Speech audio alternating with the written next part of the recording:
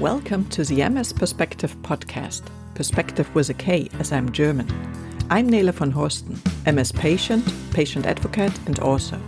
I'm bringing you interviews, inspiration and information about living with multiple sclerosis and show you ways how you can positively influence the disease and make the best out of your diagnosis.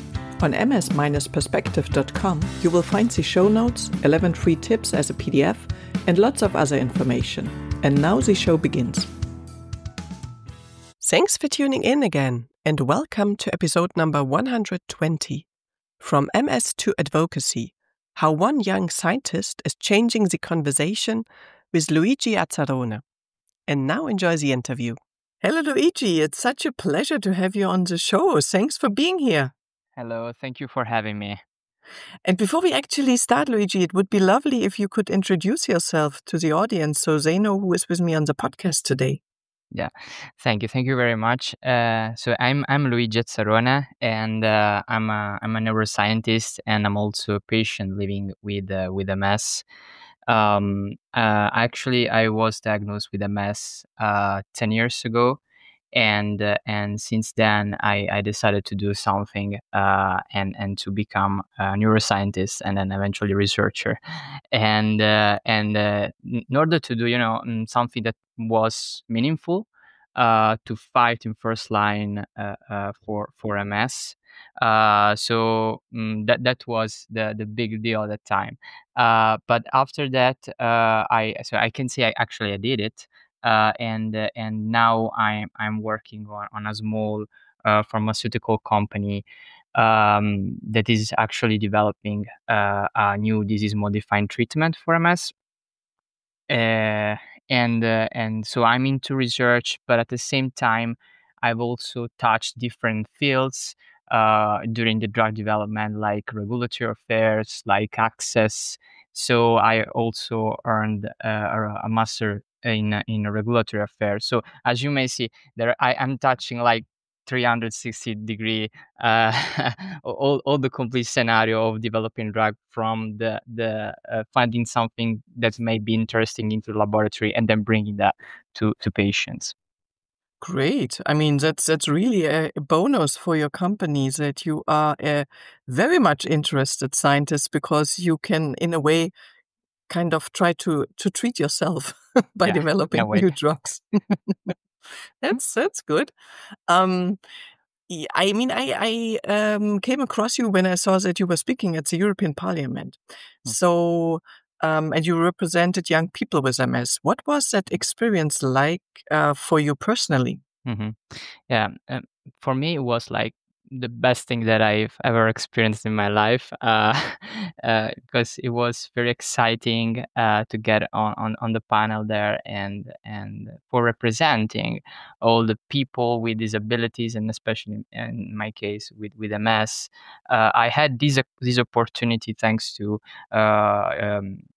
Young People's Network, which is the young part of European Multiple Sclerosis platform, and with the European Disability Forum. So it was very exciting, especially when I was on the panel there, and I was looking to the audience, and I saw a lot of people even with severe disabilities.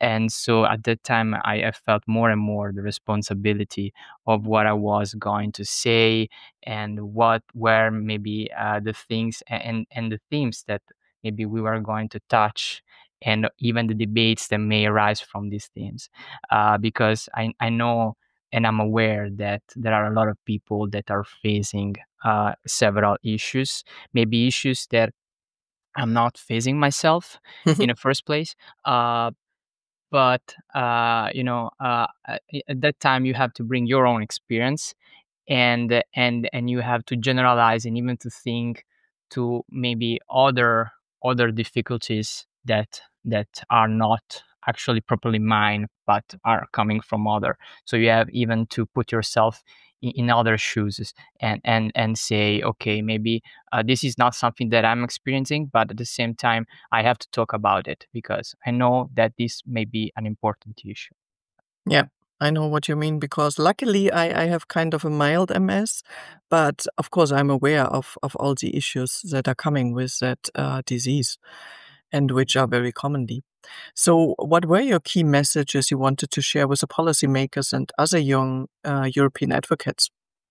Yeah, I think the main key message is uh, to allow, which is something that emerged from the panel, and I'm actually repeating over and over, is the fact that we need, as MS patients, but as even persons with disabilities, uh, accessible and affordable houses solutions, because we talk about. A lot about houses with that need to be accessible, but at the same time these words just remain words without having affordable solutions. So this is the key message. I mean, to give all the incentives and all the equipment and the help to people to have informations, and at the same time to have this solution that can be affordable for everyone. Yeah. Why is the lack of information such a critical issue, and how can awareness campaigns help? Yeah. Yeah, actually, this was an issue that arose from the panel discussion, and even from the audience, that actually said, we are having a lot of difficulties in having informations, in knowing how we can change our housing situation, and even I find myself in that.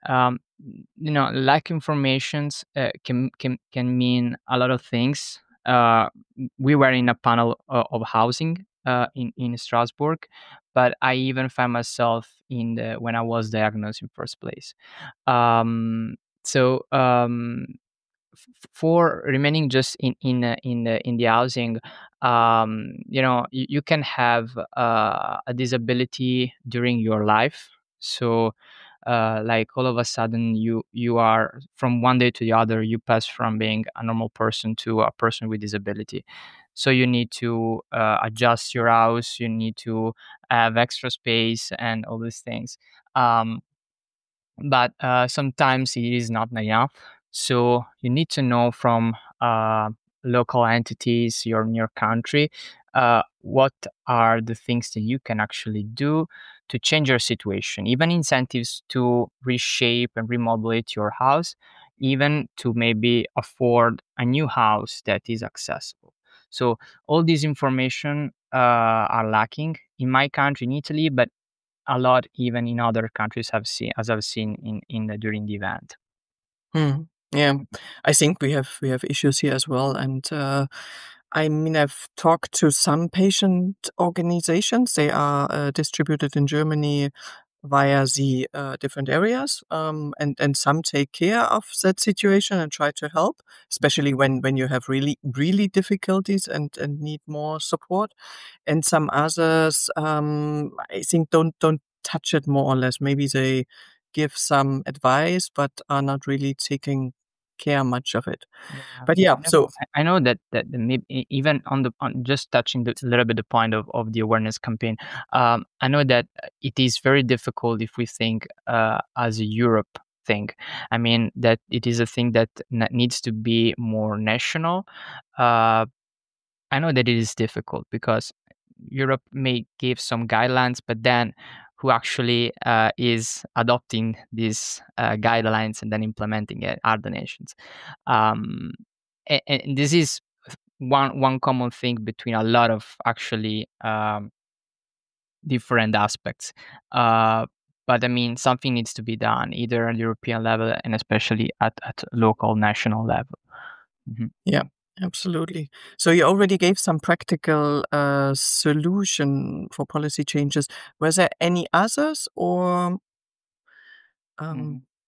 because I had that question on my mind, but I don't know if you already answered everything about that. Yeah, no, actually, yes, something. Yeah, this was even something that came actually more a lot of organically from the panel, um, which is the thing that maybe could be useful is to kind of certify these houses that have these features of allowing them to be accessible house.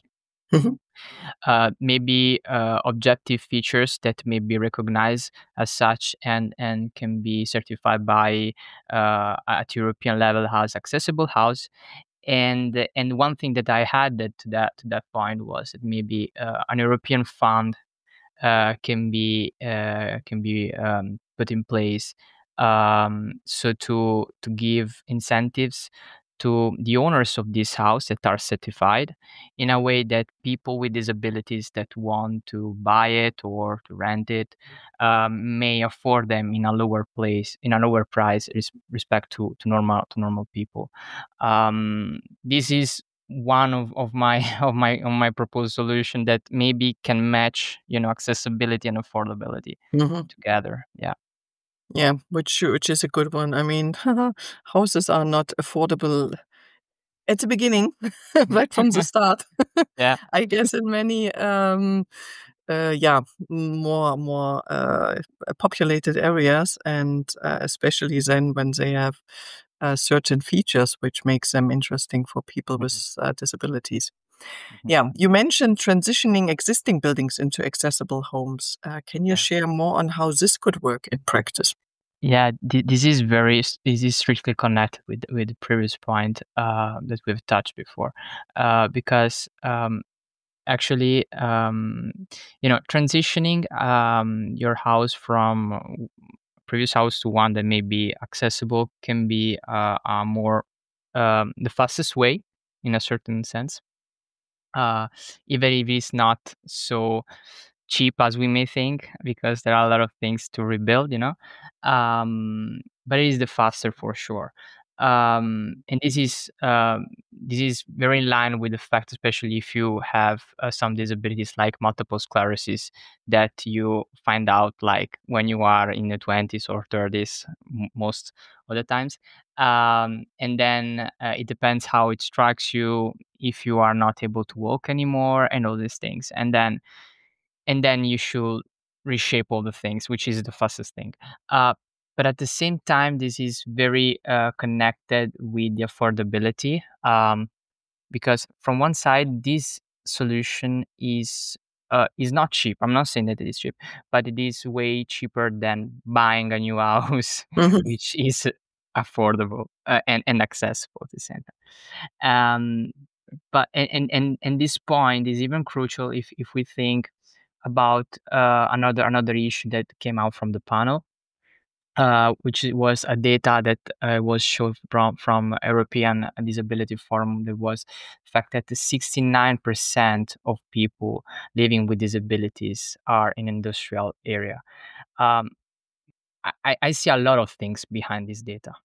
I see the necessity of people with disabilities that needs to be in these areas because maybe they work in there, but especially because they have all the necessary things like hospitals very near, mhm, which is something that may not be in the case of rural areas.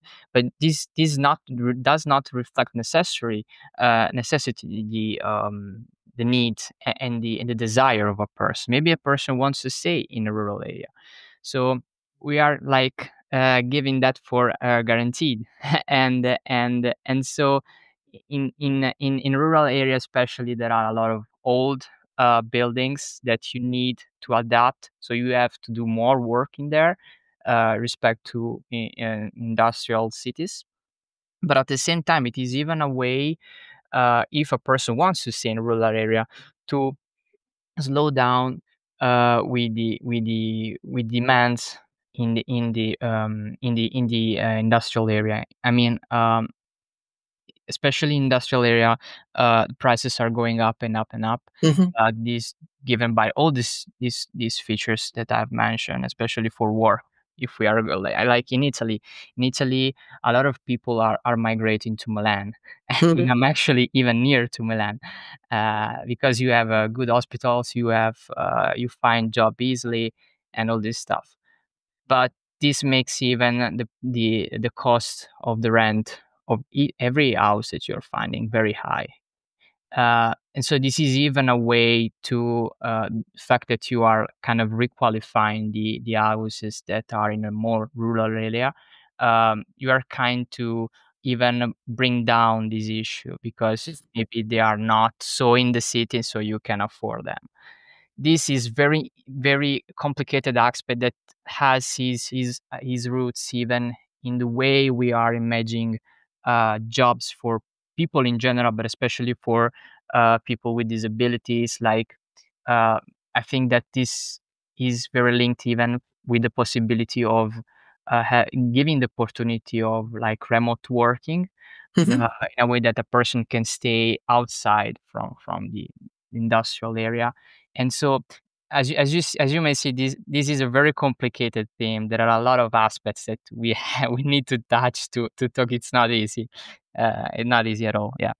Of course. Yeah, no, it is not. And nowadays it is really possible to do remote work, to get tele rehabilitation. I mean, there were some solutions presented at ECTRIMS, and there are more options of doing so, that you don't need to move to the larger cities.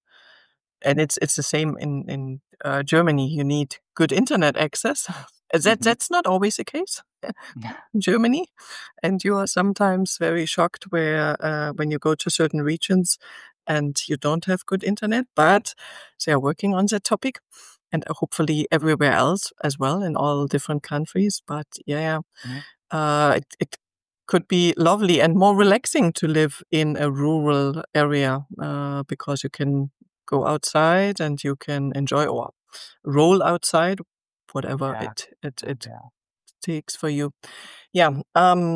How did it feel to be part of a European Youth event discussing such important issues like inclusion, sustainability, and equality? Yeah, this was very, very, very interesting point because when I went in Strasbourg and I met all these persons into the European Parliament, I felt like being in a union, in a real sense of the word. I'm a strong European believer, and so it was very important for me to have that feeling because we are living like in difficult times and we are hearing from television day by day what is happening. So having the possibility, so when we are at home, when I'm right now sitting in the kitchen watching the TV and seeing what is going on, at least my sense, my feeling is that it's all in the hands of politicians, of decision makers. In a sense, it is true, uh, but in another way, it is even important that we know that we have a voice. We know that we can talk each other even about hot topics. Hmm. And this was one thing that I found very interesting, to talk with other young Europeans to crucial themes like expanding Europe, like war, like immigration, sustainability. So this was very, very, very important for me, and it was even very, very interesting to see the different points of view, depending from the country that you come, the situation that you're living.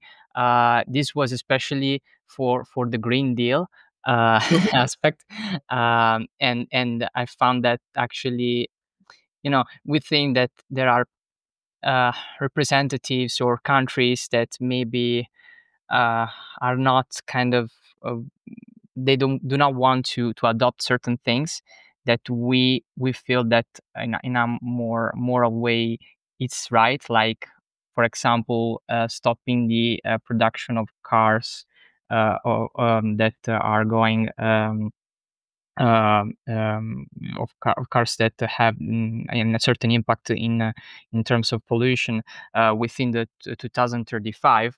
Okay, we all know that it is the right thing in a certain way, but in another way, there are people that say, "Oh yeah, but." Actually, in my country, we all agree that it is right, but actually, in my country, not a lot of people can afford it. Mhm. Just one thing, but there are a lot of issues connected. And so you see this all perspectives that you may not see when you are in your comfort zone in your country, and that maybe lives a certain a certain way of living.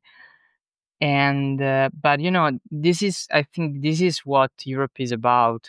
Europe is about having different point of view, different experiences, different even cultures. If we think about like areas like Balkans country from more Western countries, we have even different countries, different points of view, and different necessities. Because Mhm. this in our story we have different stories, but we are all together in a union.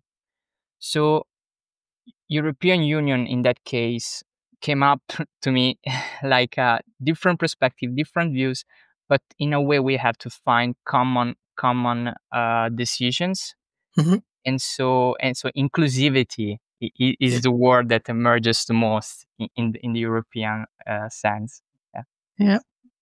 Makes sense. And of course, yes, everybody has their own perspectives, their own reasons why they think and act like this. And if we can find solutions that work for everybody and each, that would be very lovely. And it's great that you could experience that.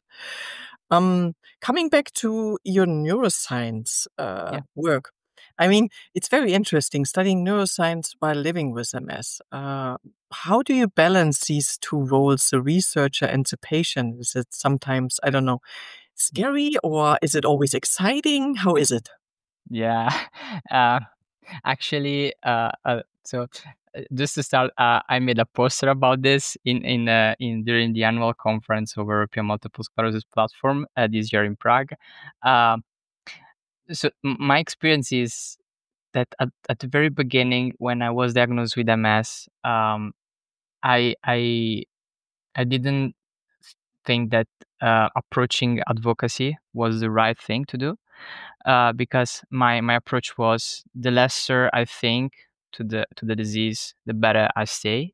Okay, uh, but at the same time, I was in my last year of high school, and I say, okay, I wanted to do something, but I kind of approach it in a very practical way. I mean, I get my bachelor in biological science, then in neuroscience, and even now that I'm actually working as a researcher, um, when I work with cells and all this stuff, giving the drug, yeah, etc. It is a very practical approach, so I'm not thinking actually at myself in that. Mhm. Um, but at the same time, I have to admit that when I have some good news, like some amazing results, some like last time, my company co-participated into a grant for MS in Italy, and when I knew that we actually we have won that grant, I cried because it was too amazing news. And so the fact that the aspect of advocacy was the most difficult thing for me, which is something that I'm doing right now. Is something that I'm doing in these months, and I actually rediscovered a new strength Mhm. that I didn't know I had. Um, but this is in a more personal aspect, which I'm having goosebumps right now, by the way. Uh, and mm, for the aspects, the more practical aspects of like living with MS and being a researcher. Being a researcher, as probably even other jobs, requires you a lot of time, a lot of restraints. uh, a lot of times you do not work like 8 hours. You have to work more. You have to go there Sunday, Saturday, and every day that you need to stay there. And and that's difficult, especially when you are a patient. So sometimes I know that I'm doing that for myself and for others that are living with MS, but other times I have to feel and to uh yeah, to feel my body signs. And so to know when it's time to stop, to know when it's time to make some physical exercises, I approach swimming in these months. Yeah, so it's difficult to find a balance. Is a thing that I'm actually keep on learning in this period. I hope I'll find a way. But yeah, it's a very complex team. These two. Yeah. Yeah. I mean, and I think it's the same for each and every job where you're really like with full heart and power in it, and you have a chronic disease and have to check on your health as well, while it's so exciting and yeah. Yeah. But it seems you are getting on a balanced way, which Yeah, is I hope. good. So, what do you hope your research might contribute to the future of autoimmune disease treatment? Yeah, yeah. I hope that actually my research will continue, because living in a, like, working especially in a small company, which is actually, we can define it like like a startup. Mhm, Uh, you have nothing given for certain, so you have to try to look for funds and try to keep on going. So um, we are not certain that everything will go well, like we are not certain that maybe everything will go wrong. So, and maybe all these things are independent from the science and from the research aspects, because it's a lot of on finding investors, finding the right persons that will bring you forward. uh, but yeah, my research actually like started from my need as a as a patient living with MS, because like 3 years ago I came in this company where there was not multiple sclerosis as an indication. mhm. And I came there, and I studied the compound and all the possible application and implications with MS. And my need was okay, and especially was like the post pandemic period. And I was like, when it was in the pandemic, I'm actually taking a drug which is interfering with the immune system. Most of the drugs do, especially in MS. And I was afraid that, like, having my immune system down, like, kind of blocked, I could be more susceptible of having a serious course of COVID-19. Mhm. But just like COVID-19, even other infections coming from bacterial, fungi, and whatever. So I said, actually, this approach could, like, work in arresting the disease, but at the same time could work in not interfering a lot with the immune system. So our immune system can be functional. We can respond in a right way to infections and whatever. Which I know that is not the solution. It's not the final cure. I'm aware of that, but it is an improvement. It is something that came out from a patient's need. And so I think it may be very interesting to bring this forward. Yeah, absolutely. Yeah, the more specific it is, the less damage it might Yeah, do on the side. So yeah. it's a good way.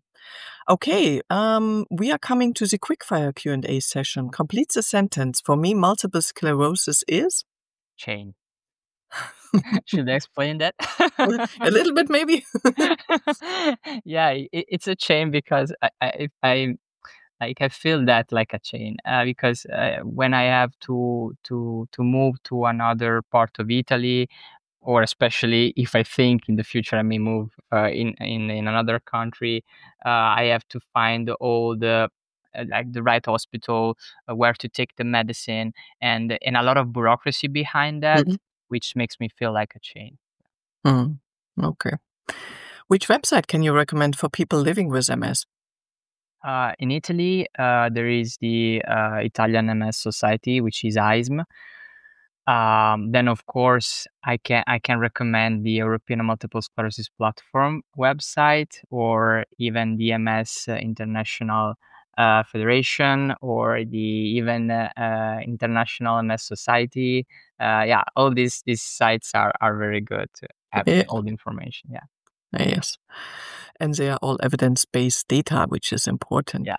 What development would you like to see in the field of multiple sclerosis in the next 5 years? Yeah. In this aspect, I'd like to see early detection tools to let you know when you have the disease, even when we're talking about new segments of MS that are now emerging, like RIS or CHIS, which is clinical isolated form, or radiological isolated form, which is pretty difficult to diagnose. And so you know that before actually the disease outbreaks. Um, at the same time, I like to see new solution for progressive forms, because nowadays there is only one drug, uh, but actually it's not enough. We need more options. We need more solution that give us more certainty about the future of people living with progressive form of MS. Yeah, absolutely. And I'm really looking forward to the BTK inhibitors being licensed. Yeah. If you could change one thing in how society supports young people with disabilities overall, it doesn't have to be multiple sclerosis, what would it be? Here we come back to previous theme, information. Yeah. The way these informations are delivered. I come back to my diagnosis, to when I knew about multiple sclerosis. I knew nothing about it, and at the same time, I thinking myself in the past, I would have appreciated more information about how to approach, even psychologically point of view, Mhm. how to approach with other people living with MS, how to approach with society, and then all the other things that actually I did, like from my career point of view, was something that is personal, but at least how to get in touch with people and with society, to know that there are societies that are in the local area that may be of help. Yeah. Mhm. What message of encouragement would you give to others in the MS community who want to make their voices heard? Mhm.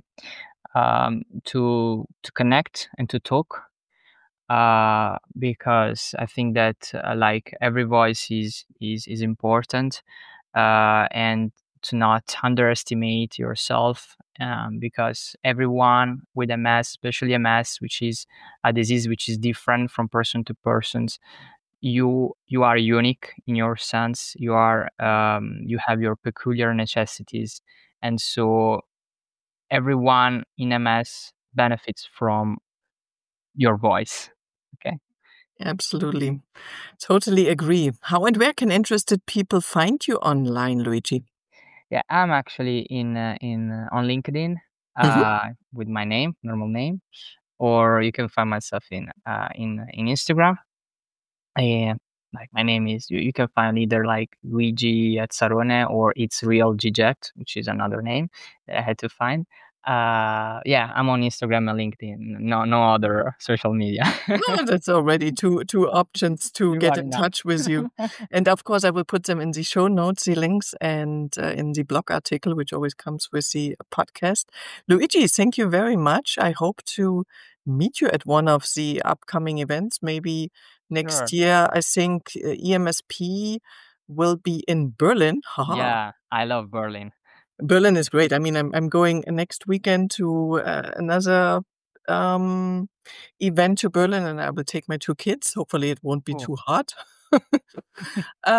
Or maybe at Actrams. Let's see. I was actually in Milan, but we didn't know back then, so otherwise we could Yeah, have met I maybe. I was there. Yeah, I was there too. Yeah. But there will be options. I'm Yeah. pretty sure. And thank you very much for all your Thank you for inviting me. Thank you very stuff you're much. doing. Bye bye. Bye. Thank you. I hope you enjoyed the interview and learned something new, and maybe even got inspired to look what Luigi is doing and follow his research work. By the way, next time I will welcome MS patient Susanne Melanie Schmidt here. She is from Germany and is doing for her living dementia-friendly funeral speeches and lives in Regensburg in Germany. And she has done a really fantastic May 50K journey on LinkedIn. So that's the way I discovered her. And yeah, it will be lovely to discuss with her how she did that and how she got by that project connected with the South African community. So please tune in, stay as positive and active as possible, and see you next time. Bye. Thank you for listening today. I hope you found it helpful. You may also be interested in the previously published episodes and posts, which you can find at ms-perspektive.com/podcast. Perspective with a K. You can also get a free PDF with 11 tips for your positive impact on MS at ms-perspektive.com/newsletter. If you'd like to get in touch, you can reach me at Nele at ms-perspektive.com or on social media. See you next time.